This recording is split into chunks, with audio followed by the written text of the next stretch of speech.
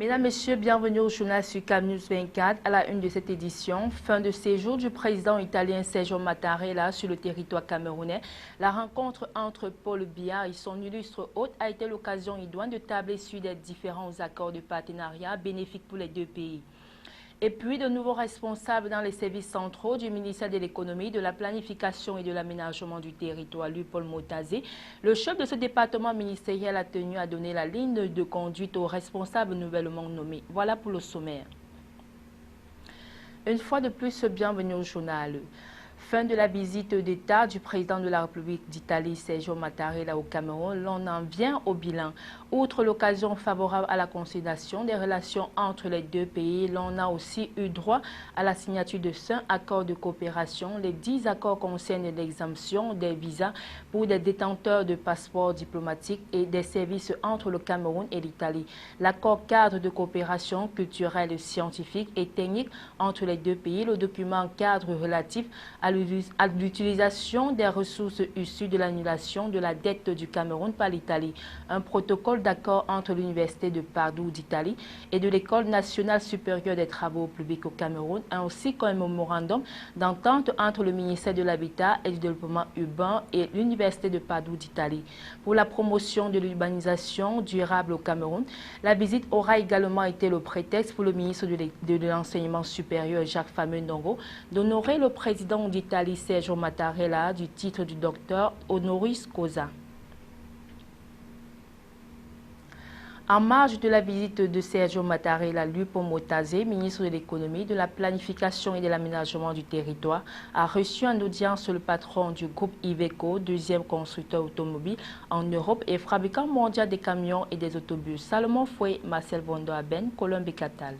Le ministre de l'économie, de la planification et de l'aménagement du territoire, Louis-Paul Motazé, a reçu en audience le patron du groupe Iveco, deuxième constructeur automobile en Europe et fabricant mondial des camions et des autobus. L'investisseur italien est venu prospecter pour entamer des discussions pouvant aboutir à la fourniture des véhicules suivis d'un plan d'accompagnement après-vente dans la perspective de la mise en place d'une compagnie de transport urbain au Cameroun, couvrant dans un premier temps les villes de Yaoundé et de Douala. Je crois qu'on a convaincu de la qualité des produits, mais plus important, et dans le cadre de la visite du président Mattarella au président Biya, on l'a convaincu de l'engagement qui n'est pas juste simplement une transaction commerciale, mais bien un engagement de long terme avec cette transaction dans le pays, pour le développement du pays et la bonne tenue des véhicules et de leur performance.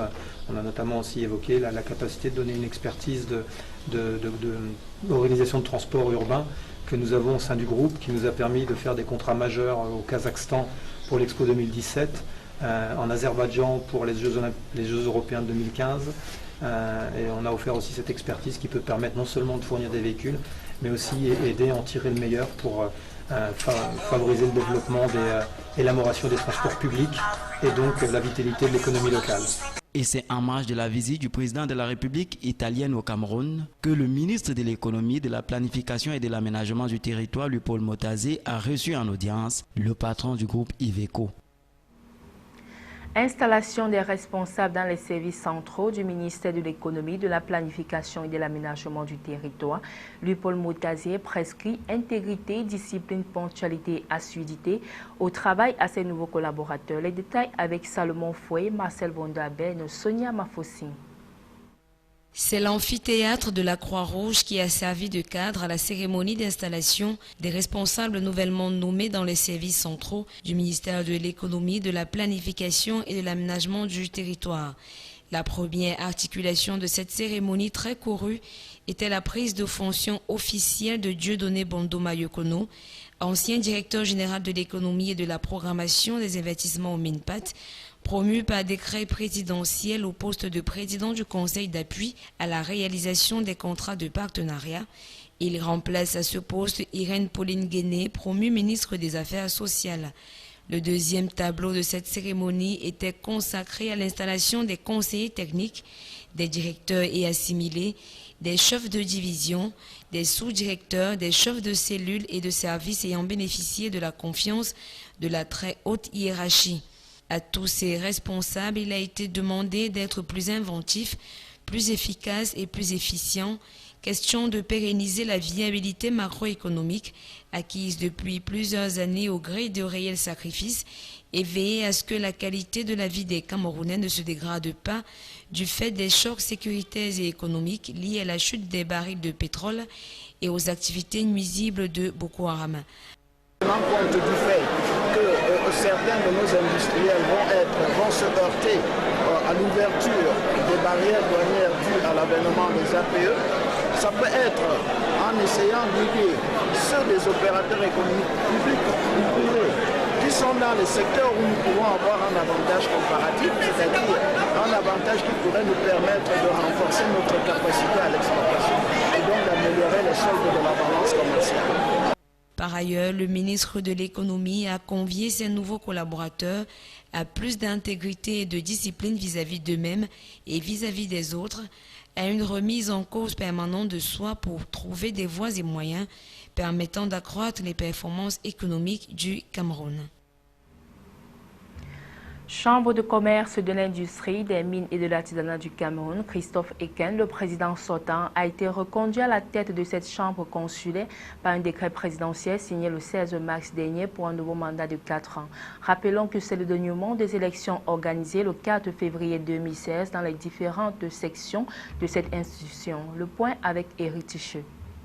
Au terme du processus électoral organisé dans les différentes sections de la Chambre de commerce, de l'industrie, des mines et de l'artisanat du Cameroun à travers le pays, le 4 février dernier, le président de la République, son Excellence Paul Biya, vient de renouveler sa confiance à l'homme d'affaires et ingénieur Christophe Eken en le maintenant à la tête de la CECIMA pour les 4 prochaines années. Né le 7 janvier 1948 à Bapuntiongale par Bafan dans le département du Onkam, région de l'Ouest Cameroun, il est le président de cette chambre consulaire depuis 2008. Christophe Eken a été reconduit une première fois le 24 février 2012. 4 ans plus tard, il reste toujours à la tête de la plus vieille institution consulaire du Cameroun. Créée en 1921, la Chambre de commerce, d'industrie, des mines et de l'artisanat du Cameroun est un organisme public consultatif et représentatif des intérêts dans les domaines du commerce, de l'industrie, de l'artisanat, des mines et des prestations de services. Elle a pour mission principale de jouer le rôle de courroie de transmission entre d'une part les milieux d'affaires privés et d'autre part les pouvoirs publics en matière de consultation et de représentation concernant les nombreux domaines, au premier rang desquels se trouve l'économie. Extrême Nord lutte contre Boko Haram. L'artiste musicien Prince Ndédi Eyango apporte son secours aux populations victimes ainsi qu'aux soldats engagés dans la lutte contre le terrorisme. L'artiste international est allé à Mora, dans le département du Mayo-Sava, où il a remis du matériel médical au district de santé de la localité. Le compte rendu de Célestin Tabouli, succès Sonia Mafossi. La chaîne de solidarité patriotique aux soldats camerounais engagés dans la lutte contre Boko Haram et aux populations victimes se poursuit. L'artiste musicien de renommée internationale, Prince Ndédi Eyango, vient d'apporter son soutien dans ce qui convient désormais d'appeler effort de guerre. Le prince des montagnes s'est rendu à Mora, dans le département du Mayo-Sava, qui abrite le premier secteur de la force mixte multinationale. Il a remis au commandant du 10 secteur, le général de brigade Bouba Dobekréo, un important matériel médical. En plus de ce geste fortement apprécié par le général, l'artiste a dit tout son soutien aux forces de défense qui, au prix de leur vie, défendent l'intégrité du pays. Ensuite, escale au lycée classique de Mora où étaient réunis les élèves déplacés des différents lycées du département. L'artiste va alors mettre gracieusement à leur disposition des fournitures scolaires avant de se rendre au district de santé de Mora où il a également remis du matériel médical. Pour l'artiste musicien, c'est un geste symbolique pour témoigner sa sympathie aux populations meurtries et aux soldats camerounais. Je fais toujours dans l'humanité. Donc, ce n'est pas la première fois que ceux qui me connaissent depuis des années. Je vais toujours vers ceux qui sont dans les besoins. Sortant d'une famille modeste, sortant d'un village comme Galmois, d'où je viens, je me dis, si j'ai l'occasion de partager ce que l'Éternel m'a donné avec ceux qui sont dans le besoin, ça ferait toujours plaisir. Tendre la main aux autres, avoir cette culture de partage. Et je sais le besoin que les uns et les autres, les problèmes qu'ils vivent au quotidien. L'émotion était donc au rendez-vous. En plus du don en nature, l'artiste musicien dont la renommée va au-delà des frontières camerounaises a semé l'ambiance au sein des populations de la ville de Moura. Prince Dédié Yango a réussi, au détour d'un a cappella, à redonner du sourire aux populations visiblement terrorisées par la secte islamiste Boko Haram. À présent, la page étrangère avec l'AFP. Salah Abdeslam a passé sa première nuit en prison. L'unique survivant des auteurs des attentats de Paris a dormi au centre pénitentiaire de Bruges. D'entrée très combative, son avocat, maître Sven Marie, a porté plainte pour violation du secret de l'instruction contre le procureur de Paris. François Molins a dévoilé samedi au cours d'une conférence de presse que Salah Abdeslam avait affirmé aux enquêteurs belges vouloir se faire exploser au Stade de France le soir des attentats avant de finalement y renoncer. Accident de car mortel en Catalogne. 13 étudiantes de plusieurs nationalités sont mortes après que leur autocar a percuté une voiture sur l'autoroute. Les victimes revenaient des fêtes traditionnelles des Fallas à Valence au moment du drame. Dimanche d'élection présidentielle en Afrique de l'Ouest. Au Niger, le président sortant Mahamadou Issoufou était donné largement favori. Au Bénin, les électeurs devaient choisir qui du Premier ministre sortant Lionel Zinsou ou de l'homme d'affaires Patrice Talon succédera à Thomas Boni Yayi qui se retire après 2 mandats conformément à la Constitution. Au Congo-Brazzaville, au contraire, l'élection s'est déroulée sous tension, car Denis Sassou Nguesso brigue un nouveau mandat alors qu'il cumule 32 ans au pouvoir.